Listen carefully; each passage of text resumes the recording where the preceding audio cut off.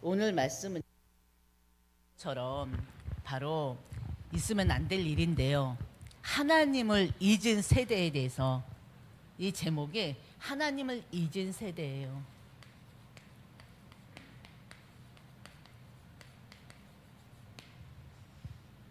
이스라엘 백성들 누굽니까?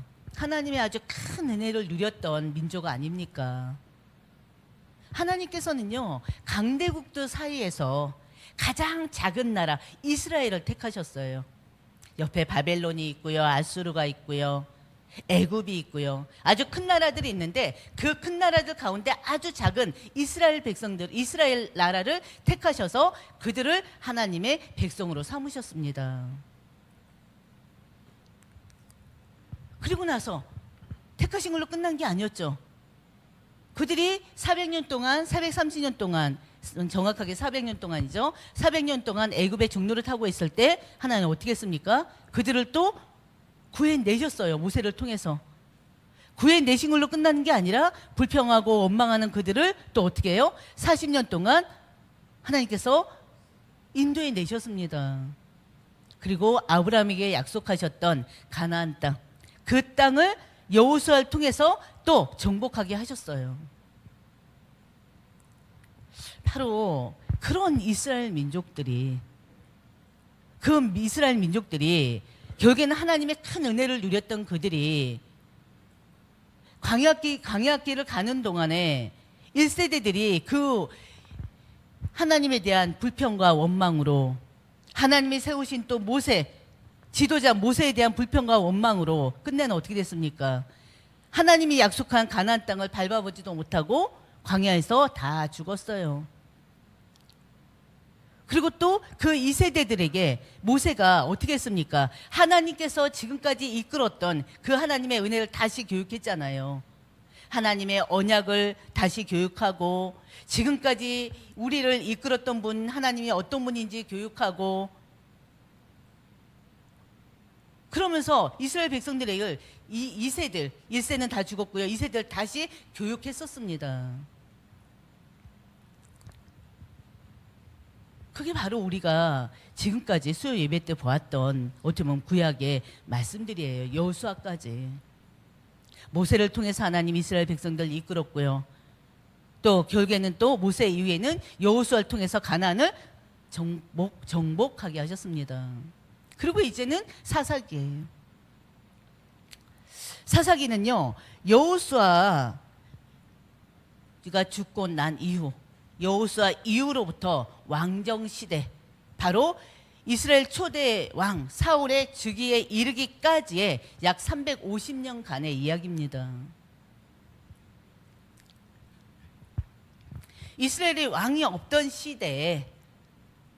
시기에 사사들의 활동을 중심으로 당시 역사를 계속 조명해 나가는 거예요. 여호수아의 죽음 이후부터 사무엘이 등장하기 전까지는 완전히 혼란기였습니다. 지금까지는 모세를 하나님께서 세워서 이끌어 인도하셨고요. 그리고 또 여호수아를 세워서 이끌어 인도하셨고요. 그러고 나서 왕도 없고 지금 영적 지도자들도 없어요. 완전히 이제는 하나님이 직접 그들을 통치하십니다. 그들을 이끌어 인도하십니다. 물론 모든 거 하나님께서 이끌어 인도하셨죠. 단 바로 대리자를 세웠었잖아요. 모세를 세웠었고 여호수아를 세웠었잖아요. 근데 하나님 더 이상 이제 현재로서는 모세도 여호수아도 그 이후에 다음 지도자가 없어요. 바로 하나님이 직접 통치하십니다. 신정 통치라고 그러죠. 물론 하나님께서 지금까지 이스라엘 백성들을 이끌어 왔습니다. 광야 기간 동안에 하나님께서 통치하셨던 건 바로 뭐였습니까? 구름 기둥과 불 기둥으로 그들을 인도하셨잖아요. 그리고 시내산에서 주신 하나님의 율법으로 그들을 가르치시고 인도하셨습니다. 그리고 하나님이 이미 약속하신 그 언약에 따라서 그들을 이끌어 인도하셨어요. 그것 또한 신정 정치예요. 하나님의 왕이신 하나님이 그들을 이끌어 나갔던 모습이기도 합니다. 신정 통치가 뭡니까? 하나님이 직접 통치하시는 것을 말합니다.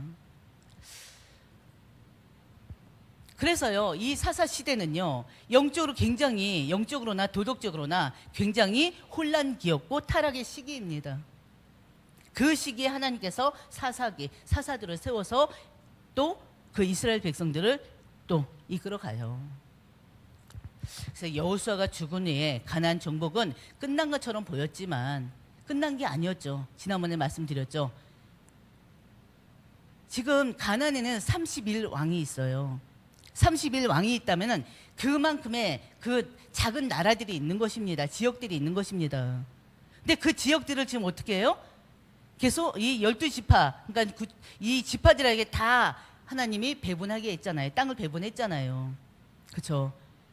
그래서 여호수아가 있을 때는요, 전체 이스라엘 민족 전체가 이제는 그 땅을 정복하는 전쟁을 일으켰어요. 그래서 몇몇 지역은 또 다 정복을 했었고요. 이제 남아있는 아직까지 정복하지 않은 그런 작은 나라들이 있습니다. 작은 지역들이 있습니다. 그것은 누가 해야 된다고 그랬죠?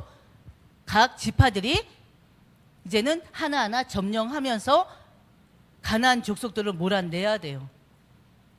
기존에 있던 원주민들을 몰아내야 돼요. 근데 성경에는 몰아낸다는 얘기보다는 완전히 어떻게 하라고 했어요? 멸절시키라고 그랬죠. 죽이는 거예요, 완전히. 그 일이 남아 있습니다. 그래서 오늘 사사기를 통해서 사사기 1장에서 3장까지 볼 것인데요. 어떻게 보면은 이 시간이 좀 약간 많이 좀 어려운 시간이기도 해요. 딱딱한 시간이기도 해요. 그러나 우리가 성경을 이해할 수 있는 시간이기 때문에 계속 한번 우리가 집중해서 듣다 보면은 또 알고 있는 또 이름들이 나오기도 하고요. 또 여러분들이 또 읽었던 말씀들이 또 나오기도 합니다. 그런 것들과 이게 연결시켜서 하나하나 이해해 나갔으면 좋겠습니다. 그래서 오늘 이제 말씀의 제목은 하나님을 잊은 세대 그 말씀이에요.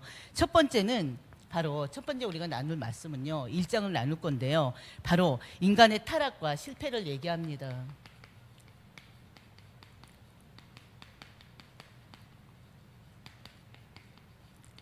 1장에서 나눌 얘기입니다.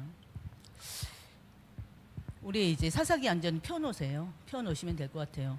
1장 1절을 보면요. 여호수아가 죽은 후에 이스라엘 자손이 하나님의 뜻을 또 묻습니다. 그동안에는 이제 모세가 하는 대로 따랐잖아요. 여호수아가 이끈 대로 따랐잖아요. 근데 이제 모세도 없고 여호수아도 없어요. 그래서 직접 하나님께 물어요. 여호와께 여쭈었다는 것은 바로 뭘 얘기하냐면 하나님 주권을 인정하고 그 하나님 주권을 신뢰했다는 거 아닙니까? 우리 가운데 누가 먼저 올라가서 가나안 족속과 싸웁니까? 아직까지 정복하지 못한 그 땅들, 그 이스라엘 그 가나안 족속과 싸웁니까? 라고 하나님께 물어요. 그러니까 2절에서요 여호와께서요 유다 지파를 선택하시면서 보라 내가 그 땅을 그의 손에 주었노라 하면서 또 약속을 하십니다. 그럼 3절을 보면요 유다 지파는요 하나님의 이제 명령을 받고 이제 움직입니다. 근데 혼자 움직이지 않고요 그 형제 지파인 시므온과 협력해서 이제 움직이게 돼요. 그래서요 이 유다 지파는요 바로 하나님의 명령을 따라서 이제는 가나안 족속을 멸절하기 위해서 갑니다. 그래서 결국에는 예루살렘과 이제 이 유다 지팡이 예루살렘과 기타 여러 성읍을 정복합니다. 분명히 하나님 함께 하신다고 약속하셨잖아요. 그래서 유다 지파는요 이 시므온 지파와 협력해가지고요 하나님의 인도하심 속에 하나님의 인도하심을 따라서 하나님 말씀에 순종해서 큰 승리를 거둡니다. 근데요 겉으로 보기에는 모든 것이 잘 되는 것 같아요. 근데 중요한 것은 이들이 하나님 앞에 순종하는 것이요 완전 순종이 안 되어져 버려요. 왜요? 인간의 연약함 때문에 그렇습니다.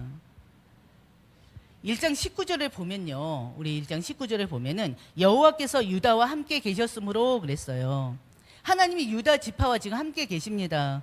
유다 지파가 지금 싸우는 게 아니에요. 하나님이 함께해서 싸우게 하시는 거예요.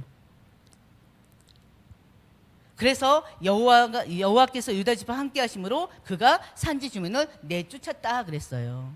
근데 중요한 거 산지 주민들은 내쫓았는데 어떻게 해요? 저 보면은 골짜기의 주민들은 쫓아내지 못했다라고 돼 있어요. 근데 골짜기의 주민들은 뭐가 있다고 그랬어요? 철병거가 있으므로.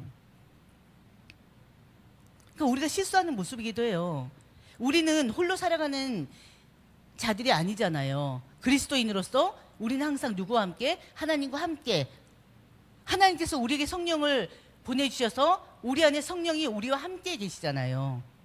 그 성령께서 우리 마음도 지키시고 우리의 생각도 지키시고 우리의 삶을 또 이끌어 인도하신단 말이에요. 근데 문제 앞에서는 항상 우리가 딱 멈춰버려요. 지금 유대 족속이 지금 계속 산지 주민들을 지금 점령하면서 그 땅을 점령하면서 주민들 막 쫓아내요. 근데 골짜기에 주민들이 철병거가 있으므로 그들을 쫓아내지 못했다고 그랬어요. 분명히 여호와께서 함께 계셨으므로 했는데 이해되십니까? 바로 철병거를요, 여호와께서 함께 계시기 때문에 믿음의 눈으로 보면 아무것도 아닌데요, 철병거를 인간의 눈으로 보게 된 것입니다. 그래서 그들이 두렵고 또 두려웠던 것입니다. 바로 생각나십니까? 12명의 정탐꾼도 보냈잖아요. 가나안 땅에 보냈잖아요. 근데 여호수아 갈렙은 하나님이 주신 언약을 믿었어요. 그 땅을 너희에게 주리라. 그렇기 때문에 그 하나님을 먹고 하나님의 언약의 말씀을 듣고 보니까 모든 것이 다 강해 보이질 않아요. 현실은 강해 보이죠. 거민들이 살고 있으니까, 거인들끼리 살고 있으니까. 근데 중요한 거는 그들은 바로 여호수아 갈렙은요, 하나님이 주신 땅, 그들이 우리 밥이다 그랬단 말이에요. 근데 10명의 정탐꾼들은 어땠습니까? 그 성은 너무나 견고하다. 우리는 그들에게, 거인족들에게 우린 메뚜기밖에 안 된다. 우린 절대 그들과 싸울 수 없다. 우린 절대 거기 못 들어간다 그랬잖아요. 그게 이 눈이에요. 영적인 눈으로 보느냐, 유신의 눈으로 보느냐. 모든 우리의 삶이 마찬가지입니다. 우리의 삶을 여기다 전복하면 돼요. 여호와 함께 하심으로 우리는 그 어떤 것도 두려울 게 없습니다. 근데 하나님이 나와 함께 하시는데 그걸 딱 잊어버리면은 현실의 문제 앞에 우리는 딱 넘어져 버려요. 지금 그러고 있어요. 유다 족속들이 그러고 있어요.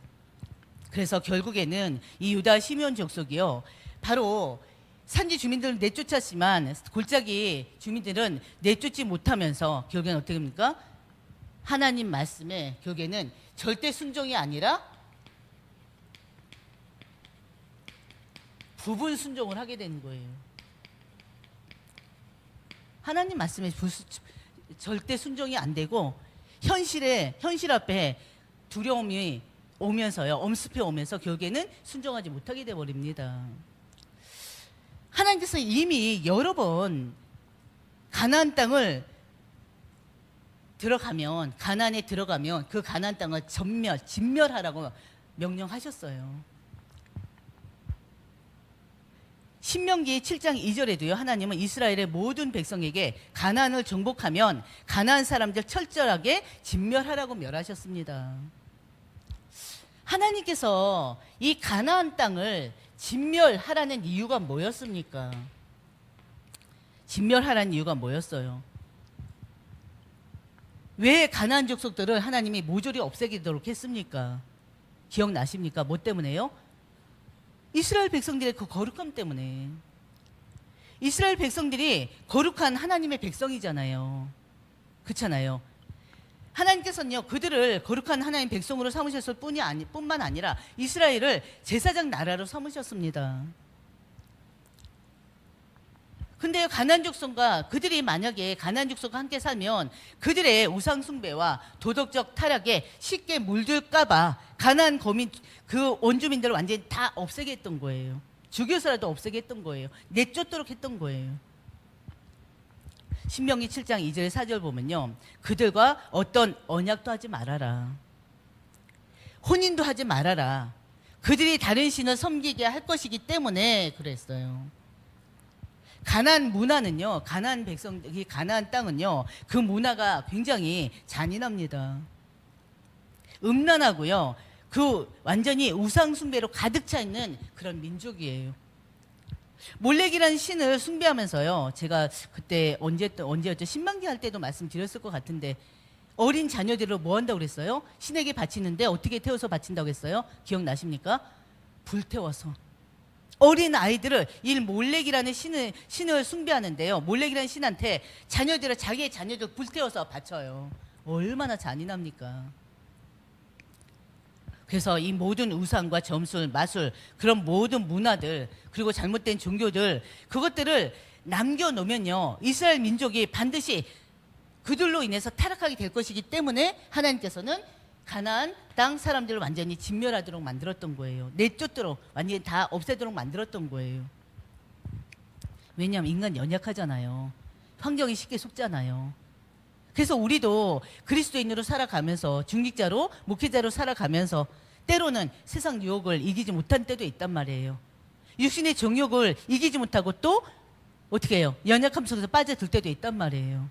그래서 하나님께서는 이 이스라엘 백성들이 절대 타락하지 않도록, 환경에 영향받지 않도록 그걸 완전히 다 없애버리려고 했던 거예요. 근데 어떻게 해요? 절대 순종이 아니라 부분 순종. 다 내쫓지 못하고 그들과 어떻게 해요? 그냥 그들을 내쫓지 못하고 그들의 문화에 흡수되게 됩니다.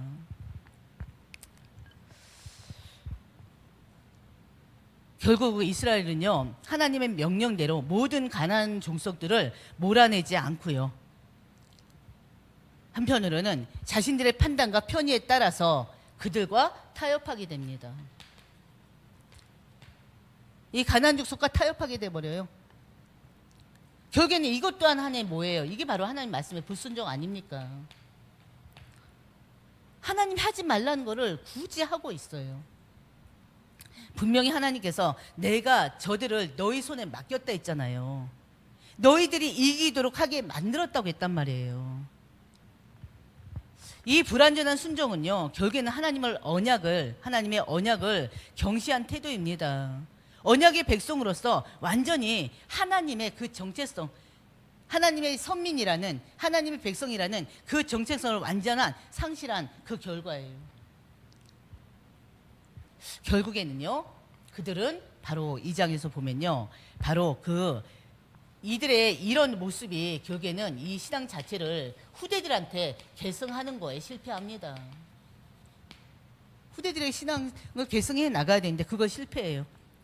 한마디로 하나님을 잊은, 바로 이 말씀대로 잊은 세대들이 탄생합니다.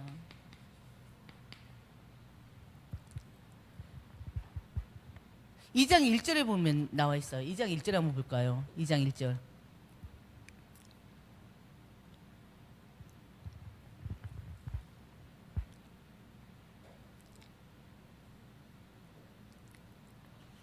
이 1장 한번 읽어보실래요?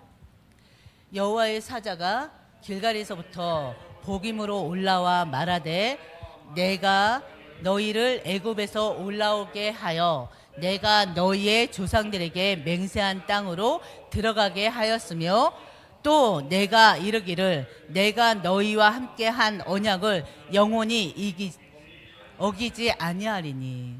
하나님은 언약이 하나님이세요. 분명히 말씀하셨잖아요. 여호와의 사자가 길갈에서부터 복임으로 올라와 말하되 내가 너희를 애굽에서부터 올라오게 했고 내가 너희의 조상들에게 맹세한 땅으로 들어가게 했고, 어디입니까? 가나안 땅으로 들어가게 했고, 또 내가 너희에게 이르지 않았느냐? 너희와 함께 한 언약은 반드시 영원히 어기지 않고 뭐 하겠다? 지킬 것이라 하지 않았느냐? 2절 또 볼까요? 너희는 이 땅의 주민과 언약을 맺지 말며 그들의 제단을 헐라 하였는데, 너 그들의 우상을 완전히 깨부시도록 했는데 너희가 내 목소리를 듣지 아니하였다. 왜 그러느냐 도대체가. 내가 너희에게 힘줄 것이고 너희와 함께 할 것이고 그들을 이기도록 한다고 했는데 왜 내 말을 믿지 못하고 듣지 않느냐 지금 하고 있어요.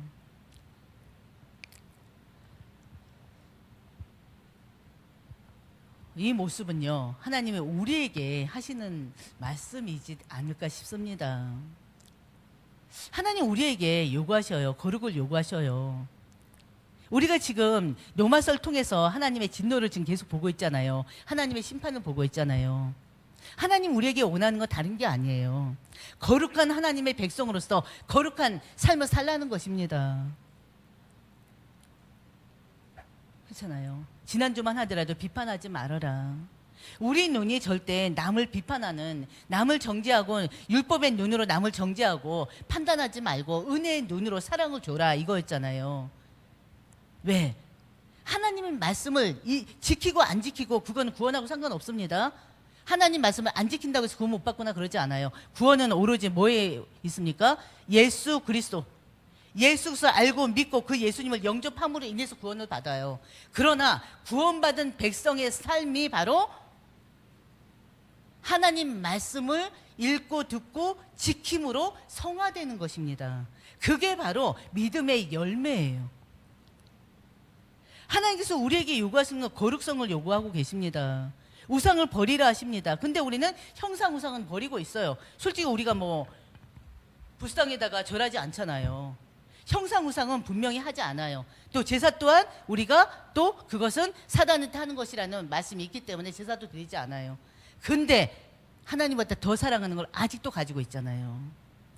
그 우상을 다 버리라고 하는데도 아직까지도 하나님보다 더 사랑하는 걸 가지고 있잖아요. 움켜쥐고 있잖아요. 그러니까 하나님이 저 말씀하시는 것 같아요. 왜 못 버리느냐? 왜 버리지 않느냐? 저 2절의 음성이, 하나님의 음성이 우리에게 들려주는 음성이 아닌가 싶습니다.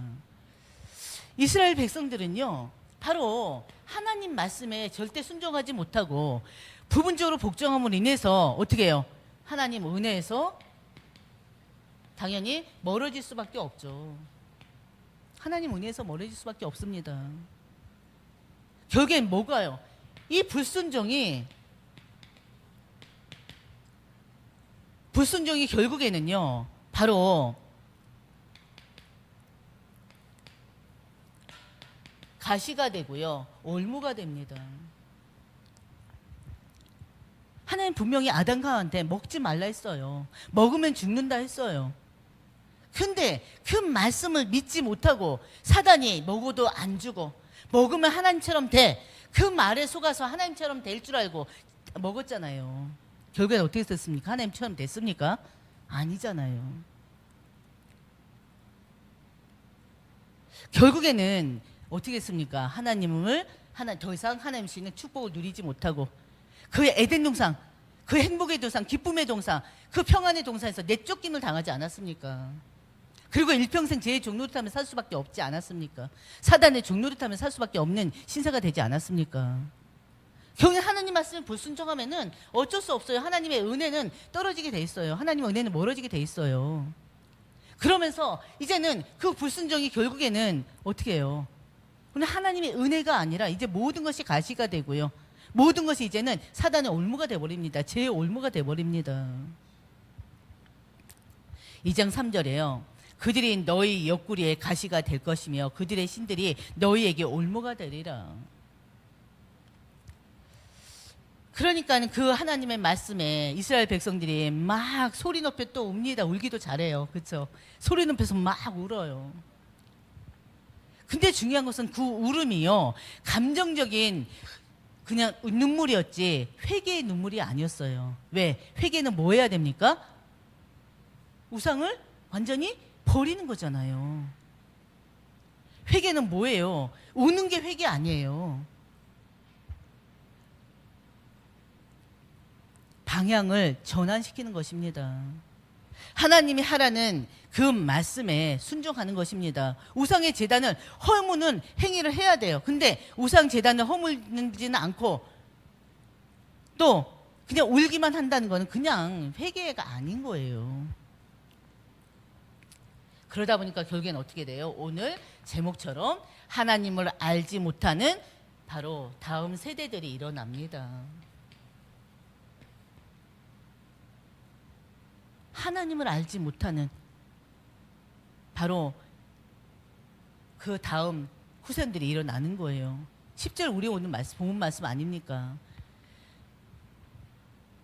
그 세대의 사람도 다 조상으로 들어갔고 그 후에 일어난 다른 세대는 여호와를 알지 못한다고 그랬어요.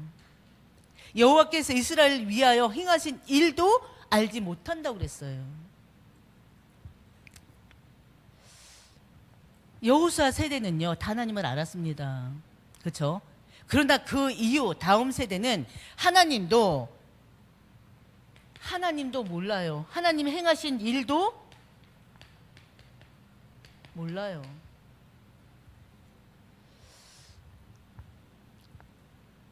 어떻게 보면 이게 가장 큰 저주라면 저주가 아닌가 싶습니다.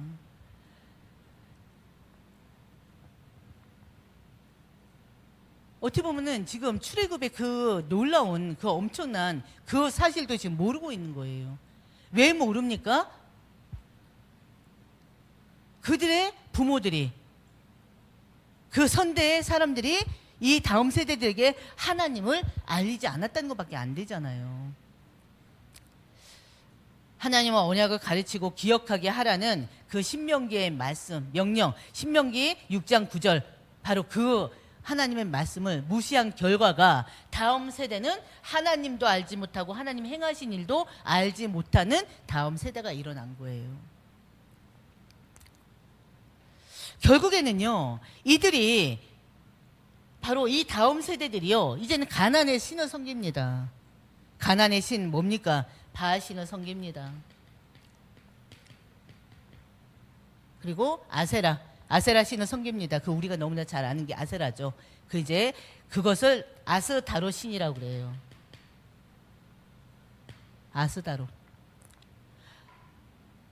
하나님의 백성들이, 이 다음 세대들이 하나님을 섬겨야 되는데 가나안의 신, 바로 바알신, 아스다로 섬기는 거예요. 바알신 하면요, 이제 풍요의 신이라고도 하고요.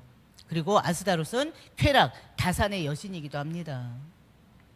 그래서 바알신은 남자 신이요, 이 아스다롯은 여자 신이라고도 얘기해요.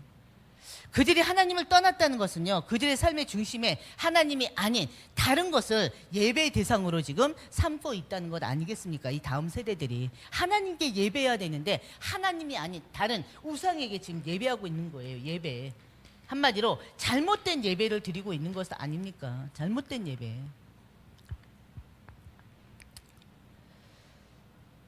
어떻게 보면요, 믿음은 어떻게 보면은 전수하는 게 아니고요, 이 보면서 그 믿음은 어떻게 해요? 배워나가는 것입니다. 그렇지 않습니까? 살아서 전염되는 것이 바로 그 믿음이에요. 믿음은 전염되게 돼 있어요. 근데 그 세대들이, 앞 세대들이, 부모들이 지금 다음 세대들 앞에서 하나님께 예배하는 모습을 안 보였다는 거 아니겠습니까? 그렇죠? 바로 우리네 가정들이, 바로 우리네 가정들을 보면 돼요. 믿음의 사람들의 가정들을 보면 됩니다. 믿음의 사람들의 가정들이 말씀으로 세워지고요, 모든 것이 예배로 되어지면 그 후손들은 그 어려서부터 그걸 배워오잖아요. 부모와 교회는요, 자녀들과 다음 세대들에게 이 복음을 체험할 수 있도록 그 복음을 전달할 수 있는 그런 세대들이 돼야 됩니다. 하나님은요, 이 세대들의 그 악함을 그대로 두지 않으셨어요. 바로 그들을 이방 족속의 손에, 그들의 이방 족속의 손에 넘기시기도 했었고요, 그 고통 속에서 그들을 다르시 부르짖게도 했습니다.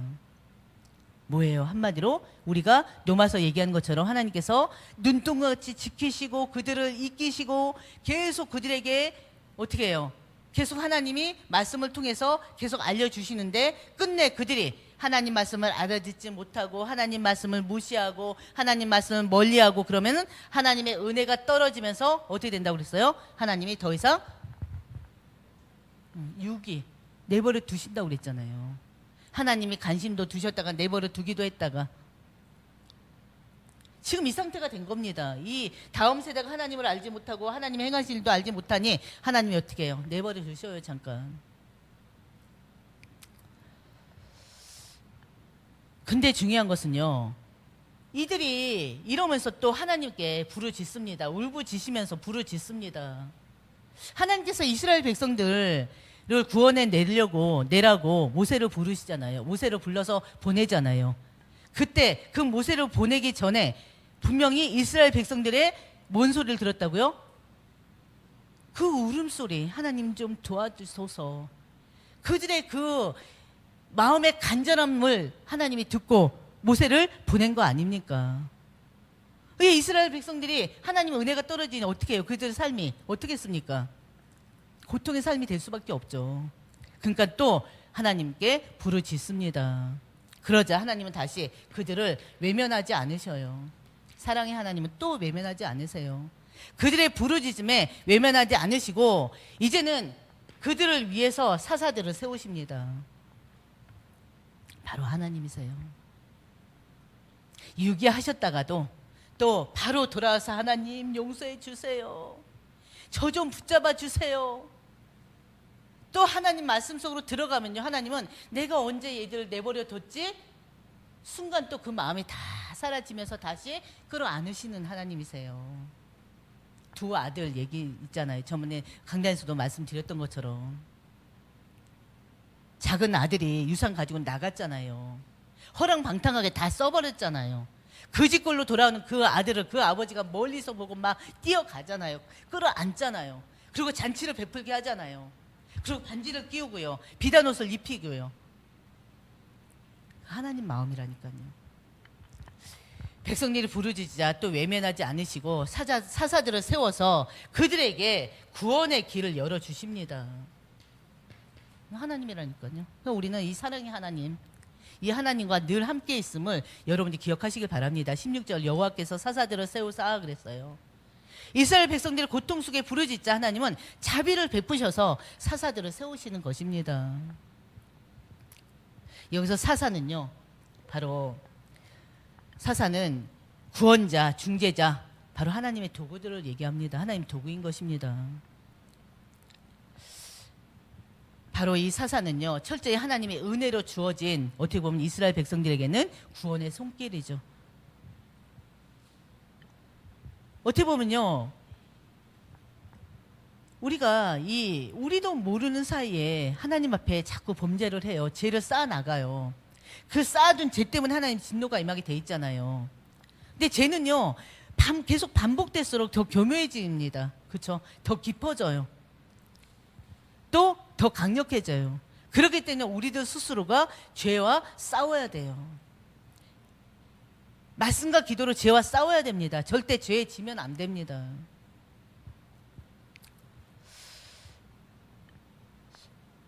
하나님께서는요, 바로 이 사사기는 바로 그 구원자가 누구인지를 또 준비하는 역사이기도 해요. 그 사사가 또 누구를 얘기합니까? 영적으로는 이 사사가 바로 누구? 예수 그리스도를 얘기합니다.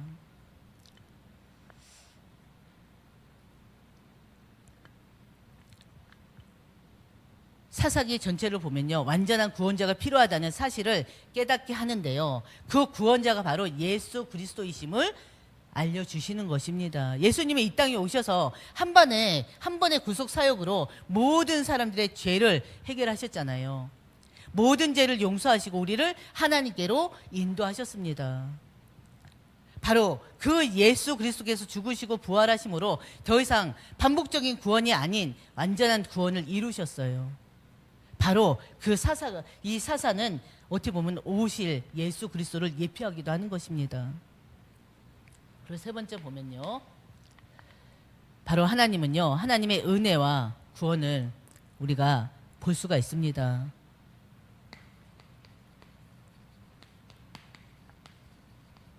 하나님의 은혜와 구원을 볼 수가 있어요. 이게 3장 말씀이에요. 하나님 부르짖는 자를 외면하신다 안 하신다? 절대 외면하지 않으신다는 거. 여러분들이 항상 하나님께 부르짖으시길 바랍니다. 하나님께서는요, 이 이스라엘 백성들을 구원하기 위해서 연약한 자들을 들어 쓰십니다. 연약한 자들 들어 쓰셔요. 예수님의 12 제자 또한 어떤 자들입니까? 예수님의 12 제자들 또한 거의 대부분이 배우지 못하고 또 연약한 자들이었어요. 어부들을 부르셨고요. 또 사람들로부터 또 손가락질 받는 세리를 부르셨고요. 그렇죠? 하나님 연약한 자들 불러 쓰십니다.